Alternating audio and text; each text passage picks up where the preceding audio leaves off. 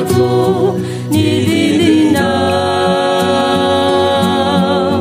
tsy afako manitsy ny leko amin'izay lalakizorako, satria anao ihany ane no tompo mpanjaka lehibe, ny tena sy voninahitra ho anao ry tompo mpanjakany lanitra.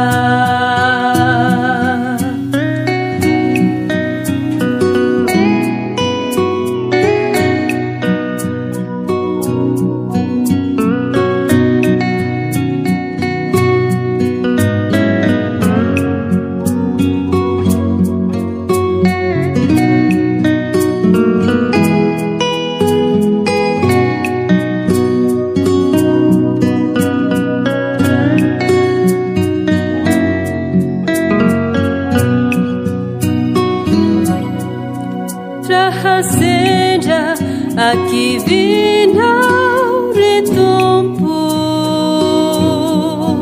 dia nangataka ny herin'ny fanahinao, indranao fa nampiarinahay